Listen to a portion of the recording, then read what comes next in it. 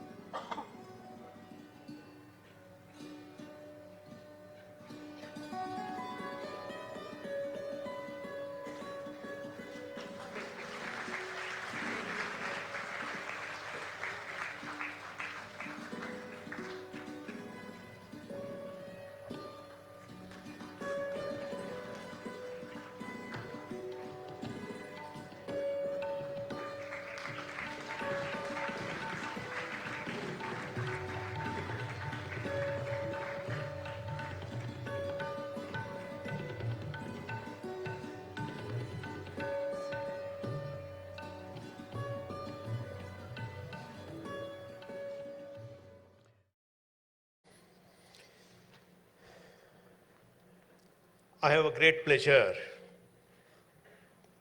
in presenting before you Dr. Tony Nader, head of the Global Transcendental Meditation Organizations, President, Maharishi International University, USA.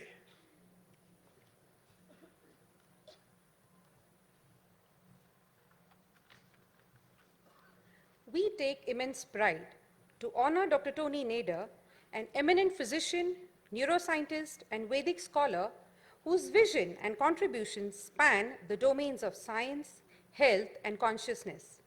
Dr. Tony Nader, born on January 10, 1955, in Lebanon, has an illustrious background in academics, research, and spirituality. He began his journey at the American University of Beirut, where he studied internal medicine and psychiatry, earning a master's degree in these disciplines. He went on to complete a PhD in brain and cognitive sciences at the Massachusetts Institute of Technology, where he also served as a visiting physician at the Clinical Research Center. Dr. Nader further advanced his medical and research training through postdoctoral fellowships at Massachusetts General Hospital, a renowned teaching hospital of Harvard Medical School.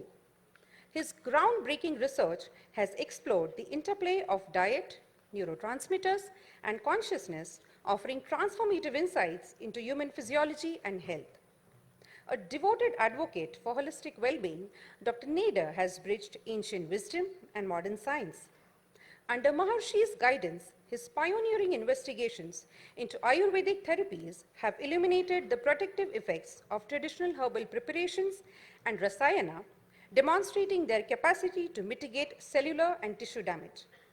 To specifically mention, he has also explored Maharishi Amrit Kalash, a confluence of evidence-based research and profound understanding of the interconnections between individual, environment, and nature. As Maharishi Mahesh Yogi's successor and global leader of the Transcendental Meditation Organization, Dr. Nader has dedicated his life to advancing Maharishi Mahesh Yogi's vision of global peace and human flourishing.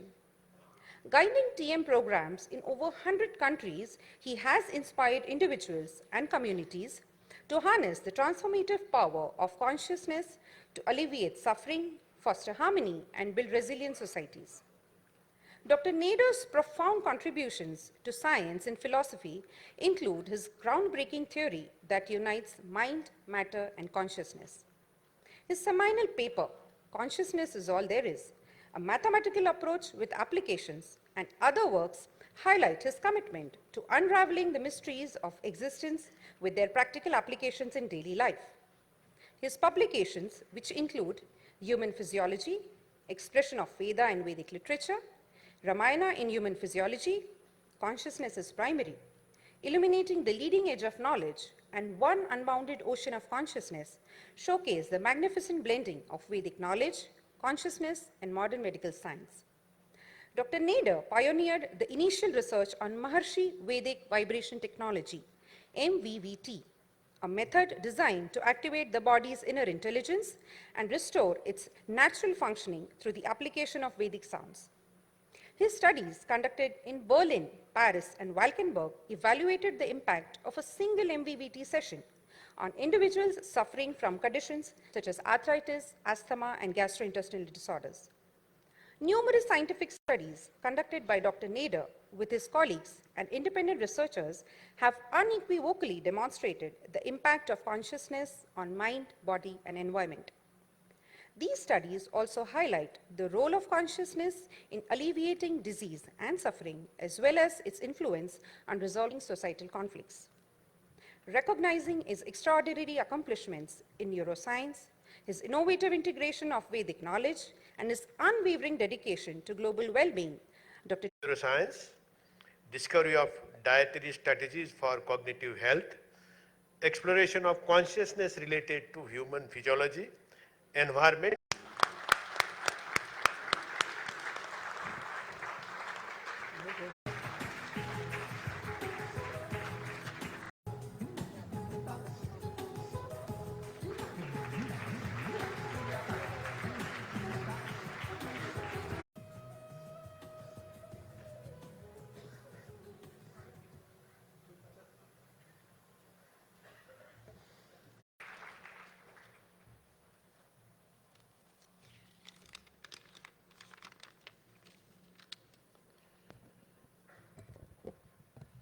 Honorable Chancellor, Dr. P.D. Patil, great members of the Executive Council, Academic Council, city and educational institution and its faculty, its staff, and its students, and its achievements on the highest level. This indeed is a great honor to be so well who has given us this knowledge of Ved and Vedic literature and a science of life. And there is no sense of true purpose when we see that everything emerges from physical and material. Then that leads to decisions, to activities that are on the physical and material level, thinking of acquiring more of the physical, grabbing what one can grab, and that is all that there is.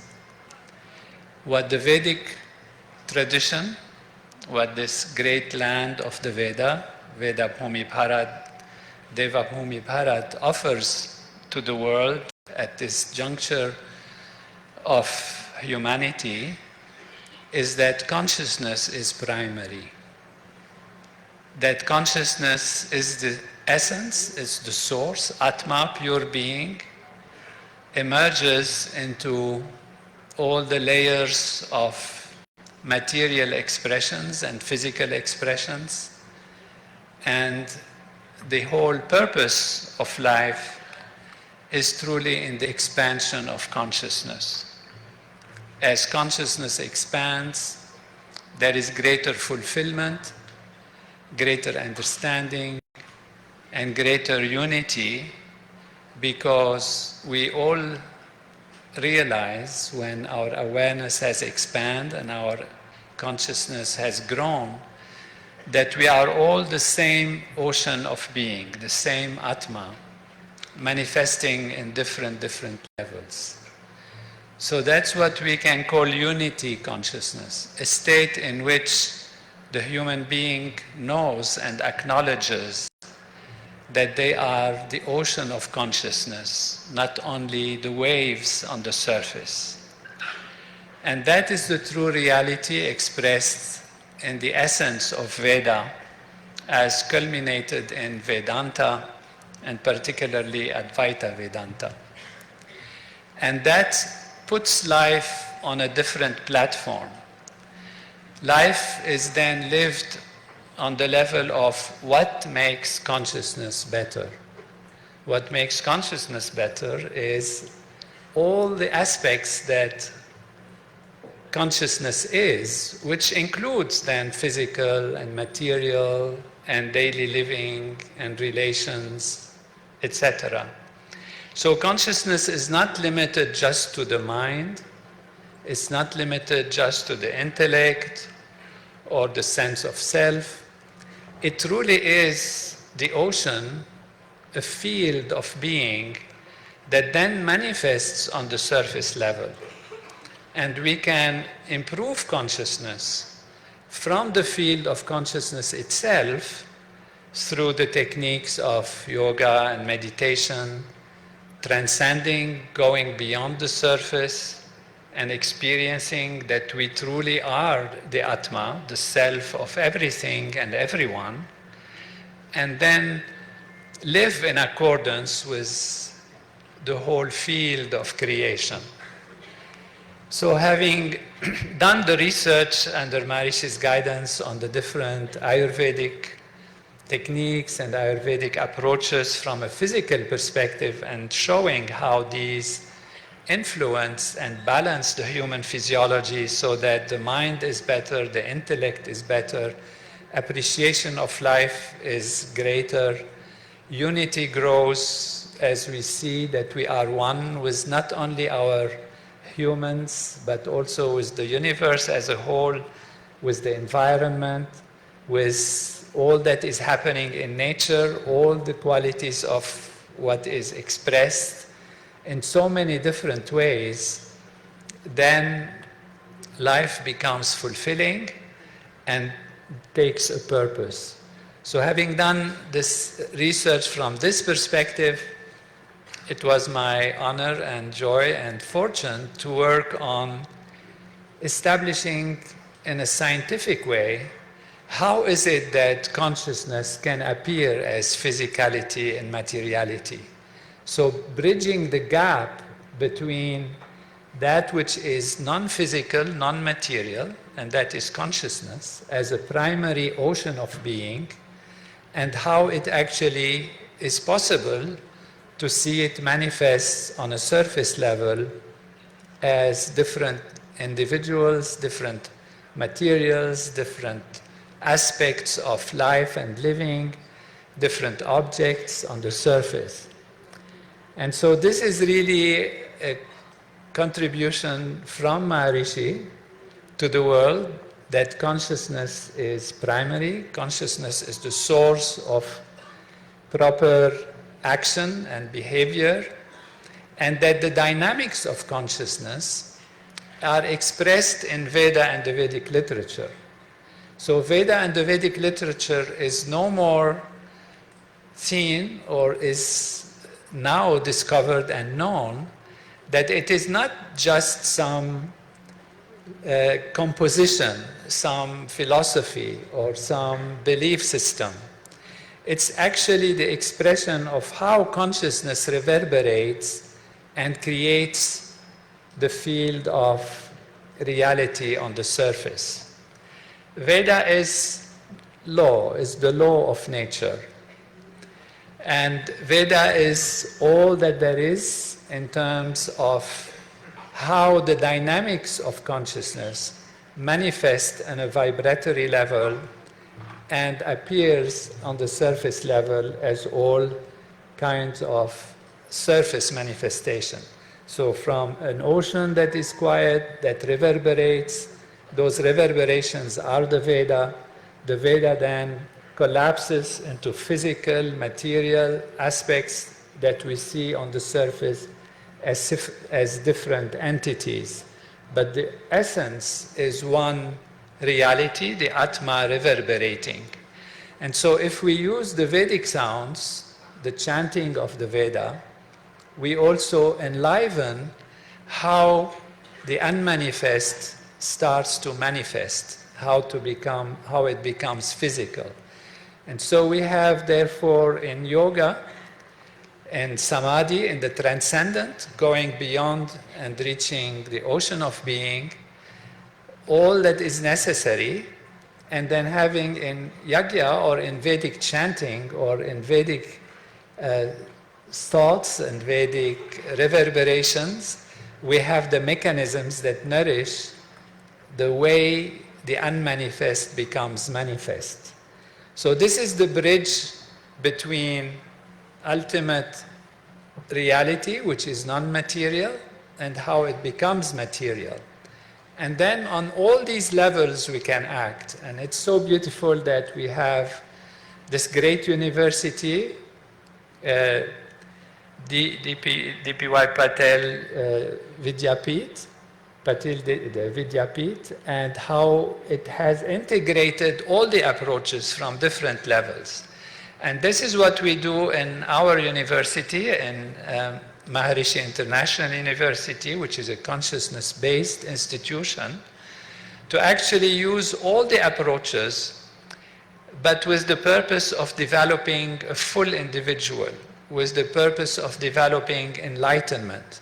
Not just curing disease, which is necessary, but also, of course, preventing disease on the individual and on the social level, which means preventing conflicts also, but also on the level of achieving the purpose of life, which is to grow into enlightenment, to experience moksha, and this in a scientific way, in a systematic, scientific way, supported by theory from all fields of study, physics, chemistry, biology, even philosophy, and supported by findings, which means experiments and systematic research that validates that consciousness is primary and that the field of life evolves in ever-growing happiness and fulfillment to create well-being for the individuals and peace and harmony in society. This has implications on resolution of conflicts, because today the resolutions of conflict, or the essence of conflicts in the world, are due to a perception of separation, of fear from the other, of a sense of everything is material, so how much I can grab, how much I can do, the other is a threat to myself. And on that level, there is fear.